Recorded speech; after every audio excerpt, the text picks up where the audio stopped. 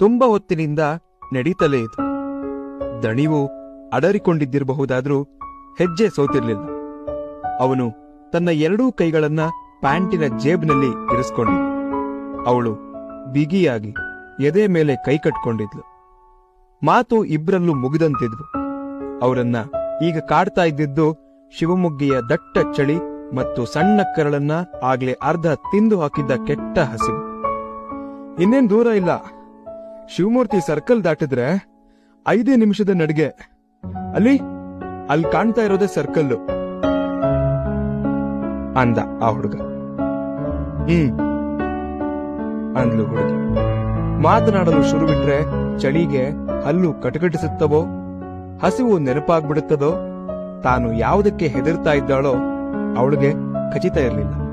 ಅವಳ ಹೆಸರು ಪ್ರಾರ್ಥನೆ. ನಡಿಗೆ ಅವಳಿಗೆ ಹೊಸದಲ್ಲ. ಮೊದಲು ಚನ್ನರಾಯಪಟ್ಟಣದ ತನಕ ನಡೆದು ಬಂದಿದ್ಲು. ತುಂಬಾ ದಣಿವೆ ಅಂತ ಅನ್ಸಿತ್ತು. ಆಮೇಲೆ ಅರಸೀಕೆರೆ ತನಕ ನಡೆದ್ಲು. ಅವನು ಪ್ರತಿ ಹೆಜ್ಜೆಗೂ ಹೆಜ್ಜೆ ಬೆರೆಸಿದ್ದ. ಇನ್ನೇನು ಸ್ವಲ್ಪ ದೂರ, ಆಗೋ ಅಲ್ಲಿ ಕಾಣ್ತಿರೋದೇ ಕಡೂರು. ಔಡುಗಚ್ಚಿ ಸರಸರ ಅಂತ ನಡೆದು ಬಿಟ್ರೆ ಬೀರೂರು. ಸ್ವಲ್ಪ ಕೂರೋಣ ಮರದ ನೆರಳಿಗೆ. ಏದುಸಿರು ಸವೀಲ್. ಬೀಸ್ಗಾಲ್ ಹಾಕಿದ್ರೆ ತರೀಕೆರೆ ಎಷ್ಟೊತ್ತಿನ ಮಾತು. ಶಿವಮೊಗ್ಗ ನಮ್ಮ ಗಮ್ಯವಾಗಬೇಕು ಡಿಯರ್. ಆಗ ಮಾತ್ರ ಭದ್ರಾವತಿ ತೀರ ಸಮೀಪದ್ದು ಅಂತ ಅನಿಸ್ಬಿಡುತ್ತದೆ. ಹಾಗಂತ ಅವನು ಹುರಿದುಂಬಿಸ್ತಲೇ ಇದ್ದ. ಶಿವಮೂರ್ತಿ ಸರ್ಕಲ್ಲು ಕಣ್ಣೆದುರಿಗೆ ಇತ್ತು. ಅವನ ಹೆಸರು ಹಿಮವಂತ್. ಇಷ್ಟೊತ್ತಿಗಾಗ್ಲೇ ಮನೆಯಲ್ಲಿ ತನ್ನನ್ನ ಹುಡುಕೋದು ವ್ಯರ್ಥ ಅಂತ ಅನಿಸಿ ಸುಮ್ಮನಾಗಿರ್ತಾನೆ. ಮಧ್ಯರಾತ್ರಿ ಮುಗೀತಾ ಬಂದಿದೆ. ಅಂಗಳದ ಆಚೆಗಿನ ಕೊಟ್ಟಿಗೆಯಲ್ಲಿ ದನ ಮೆಲ್ಕ್ ಹಾಕೋದಕ್ಕೂ ರಜೆ ಹೇಳಿ ಮಲಗಿರುತ್ತದೆ.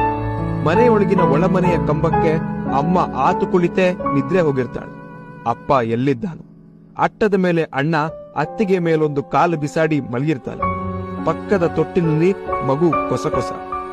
ತಾನು ಮನೆ ಬಿಟ್ಟು ಬಂದು ಎಷ್ಟು ದಿನಗಳಾದ್ರು? 5, 6 ವಾರ ಕೂಡ ಮರ್ತೋಗಿದೆ.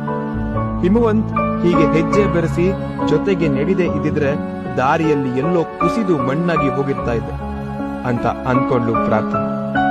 ತರೀಕೆರೆಯ ಬಳಿ ಎಡವಿಕೊಂಡ ಹೆಬ್ಬೆಟ್ಟು ಮತ್ತೆ ಉರಿಯತೊಡಗಿದೆ. ರಕ್ತ ಒಸರ್ತಾ ಇರಬೇಕು.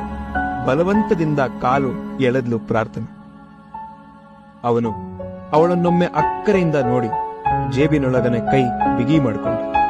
ಚಳಿಗೆ ಮೂಗಿನ ತುದಿ ಮರ್ಗಟ್ತಾ ಇತ್ತು. ಯಾರ್ ನೀವು?